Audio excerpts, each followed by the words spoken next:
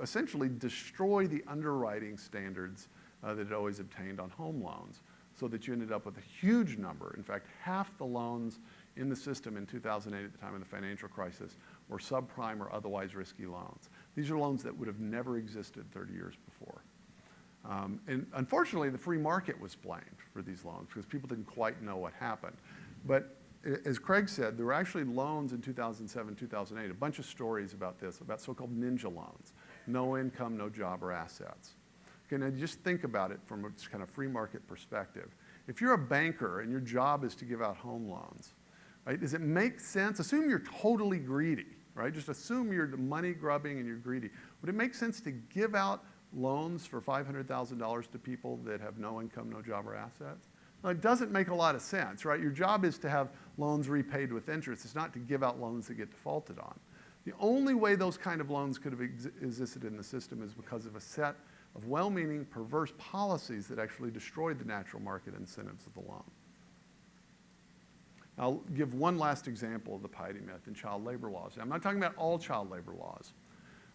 If you study child labor law development in American history, what you discover is that child labor laws, they didn't exist, the child labor laws we have now didn't exist at the American founding. At the time of the American founding, over 90% of the population lived on farms. People had large families, had lots of kids that worked on farms. My grandfather dropped out of school in the 6th grade because he had to work on the family cotton farm. In 1900, half the American population lived on farms. You know what it is now? 2%. 2% of the population.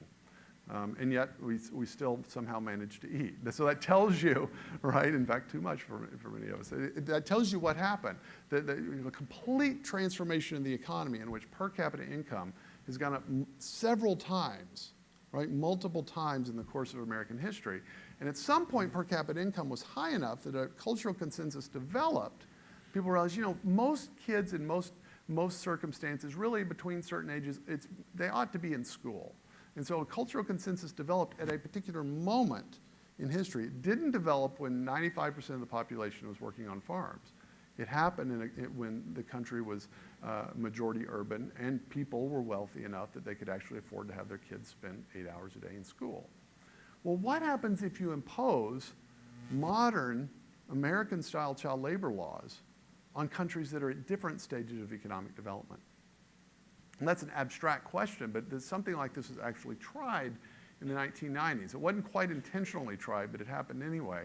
And those of you that are older, if you're 40 or older, you may remember that in the 1980s, early 1990s, this is sort of pre-internet, we started getting pictures of factories in Asia and especially in Southeast Asia, of factories where Nike and Adidas and a lot of our sort of sportswear were made. They're made in factories. We'd get these pictures of these factories that look very unsafe, filled with 10, 12-year-old kids working in these factories. And Americans were outraged and they realized, okay, I'm wearing clothes that were made by children in a developing world country working in fairly unsafe conditions, long hours when they should be in school. That was the sort of general impression. And so in 1990, some members of Congress actually got together and they submitted a bill called the Child Labor Deterrence Act. And the purpose of the act was to make it illegal for American companies to do business with companies and factories in the developing world that use child labor. That was the purpose of this act. Now, as it turns out, the act actually never passed. It kept stalling and never did actually become a law. But the companies were so worried about it, worried about the PR and just assuming that the law was going to happen, that they ended up acting as if the law had actually passed. So what they did is they actually cut off relationships with many of these factories they'd been using. Now, what's interesting is that UNICEF actually did a study in 1997 because they realized there had been this complete change in business practice with American companies that had happened just as a result of fear of this law taking effect. And what UNICEF discovered is from 1990 to 1997, about 50,000 kids that had been working in those factories were no longer working in the factories. So you might say, okay, well, it worked. That sort of had the effect. The kids were out of these unsafe factories. But if you've got the art of economics, you're going to ask yourself a question. Okay, where'd they go? Why were they in the factories in the first place, and what are they doing now? The UNICEF study said overwhelmingly they were doing one of three other things: street hustling, rock crushing, or prostitution. Those were the choices. Right? So what Americans were thinking is, well, those kids ought to be in school. I mean, I can just imagine, I lived in Seattle until about a year ago, and everybody in Seattle was probably thinking they need to be in the local country day school. They shouldn't be in those factories, right? They need to be in a nice prep school down the street. That's what's in their heads, because that's the options available to kids in Seattle. They weren't thinking about the particular economic circumstances of those kids, though. But that's depressing, right? But that's the effects. That can be the consequences of not thinking through the consequences of actions in the economic realm, in which things are a little complicated and a little counterintuitive. The second myth is what I call the greed myth. The greed myth is not the idea that people are greedy. That's not a myth.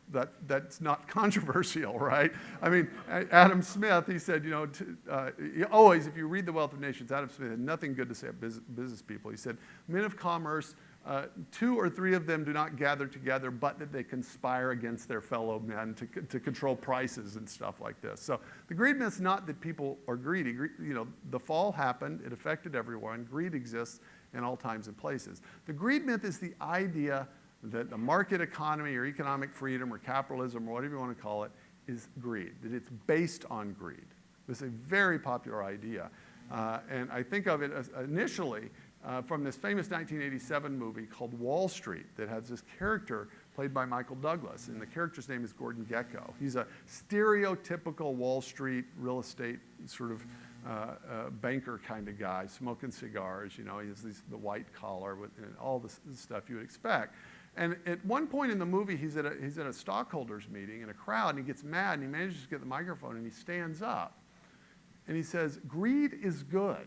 Greed works. Greed cuts through and captures the essence of the evolutionary spirit. Greed in all its forms has marked the upward surge of mankind. It's a kind of a strange scene because it's almost, is this supposed to be the climax? Or, this isn't all that happy of a thought. But if you know anything about the movie, you know it was made by Oliver Stone, who's a well-known left-wing guy. And you'd think, okay, well, of course he's going to create this caricature like this. But, he's a critic of the American system, so of course he's going to say that. Unfortunately, the most widely read 20th century author who defends free enterprise makes more or less the same argument. Ayn Rand was an exile from the Soviet Union in the 1920s, came to the United States, wrote a lot of famous books, but she was a hardcore atheist and an avid defender of economic freedom, hated big government, loved enterprise and entrepreneurs, and even wrote a book called The Virtue of Selfishness. And she had some kind of idiosyncratic ideas that would take me too long to sort of explain here. But what I want you to see is how she understood this and the way in which she, as a champion of the free market, put it. She said, capitalism and altruism is acting for the good of the other, are incompatible. They're philosophical opposites. They cannot coexist in the same manner in the same society. All right? Now and she's very widely read. Atlas Shrugged sells about 200,000 copies a year in English. I was in Hong Kong a few years ago and walked by a bookstore, and I thought, I wonder what they read in Hong Kong. And so I went up, by the checkout place, because that's where the most popular books usually are. And there was a book by Richard Dawkins, depressing, right? And there was Atlas Shrugged by Ayn Rand in Hong Kong. So this is how popular she is. And, if we had all night, I would talk about why I think that is. But what's important to realize is that she's a defender of the system. And so she's right that that's the nature of the system. We're in deep, deep trouble. Now, a lot of people think, well, Rand's not the only one that made that argument. Didn't Adam Smith make an argument kind of like this? Craig Mitchell mentioned Adam Smith. He was a Scottish moral philosopher. He wrote a famous book in 1776 called The Wealth of Nations.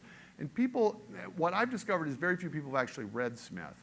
But most people have heard a couple of quotes by Smith, and they will read Rand into Smith and not look at what he actually says carefully. So I'm going to show you the two quotes that any of you have heard of Smith but haven't read him have probably seen these quotes. And then what I want you to see is that, in fact, what he says is completely different from what Rand said. Now, you're thinking, that's the same darn picture that Craig had. It's the only known picture of Adam Smith, so that's all you got. Yeah, there he is. We don't know what his right side looked like. It may have been like the Phantom of the Opera or something. So it's just the left side, please. Okay, so here's the first quote. He said, "It's not from the benevolence of the butcher, the brewer, the baker that we expect our meal or dinner, but from their regard to their own interest." Now hold that in your mind and think, now what's he saying? Is he saying greed is good, that, well, you know, what you want is the butcher to be really greedy and then you'll get your dinner? Or is he saying something else? The other famous line from Smith is the idea of an invisible hand. He's not